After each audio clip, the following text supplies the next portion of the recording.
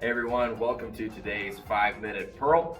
And today we're going to be going over a simpler system, what I would like to call a cheat code, for better remembering the H's and T's. So if you're like me, I don't do well with acronyms or abbreviations that involve multiple words for the same letter.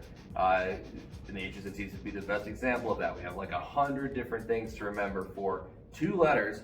And especially 2 in the morning, my brain just doesn't work that way. So I came up with a simpler system, and I'm going to share it with us today. The acronym that I use is Save Our Patient. S-A-V-E. And then I cheat a little bit here. For hour, I just use the O at the beginning of hour, so O is going to be for occlusion. Hour, and then patient is PT, which is of course how we abbreviate patient when we chart. So S-A-V-E-O-P-T. S is for sugar, A is for acidosis, V for volume, E for electrolytes, O for occlusion, P for pneumothorax, and T for tamponade. All right, so let's go a little bit deeper.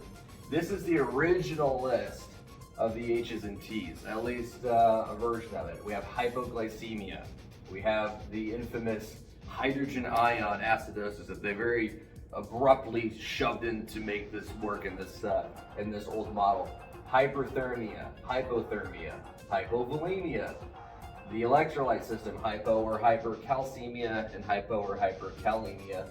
And then of course our more acute and traumatic events, pneumothorax, tamponade, and then our emboli, PE, coronary clot, and stroke. So looking at our acronym as a whole, one of the things that I like most about it is actually the order in which the items are presented.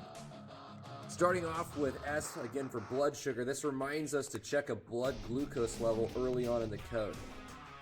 Keeping in mind that, aside from the immediate cardiac interventions that we make in our ACLS algorithm, blood sugar is really one of the next most correctable things that we have in the field.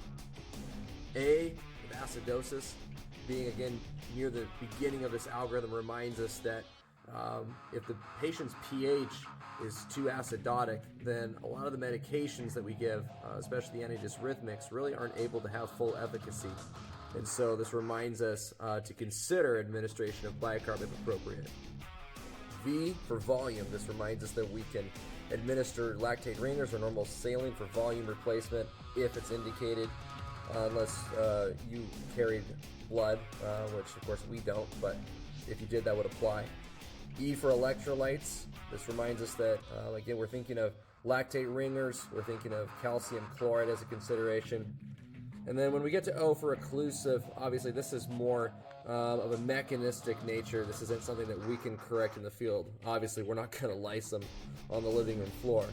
I will add here, though, that one thing that we can reverse in the field, and often gets missed by H's and T's models, is opioids. So we can use, instead of O for occlusion, we can use it also for opioid use, and remember to consider Narcan. Pneumothorax, we're back to something that we can correct, and this is one of the first things that we should be thinking about in a trauma code, especially one which involve any kind of thoracic trauma mechanism. And of course, if we are indicated to decompress one lung or one side of the pleura, we should also decompress the other lung as well. And lastly, T for tamponade. Again, this is another mechanistic consideration, a possible etiology that we're not going to be able to correct in the field, but it's something that the H's and T's remind us to keep in mind. All right, that's it in a nutshell. If your brain works like mine, I hope this acronym maybe works a little bit better for you than the regular H's and T's. Thanks for watching.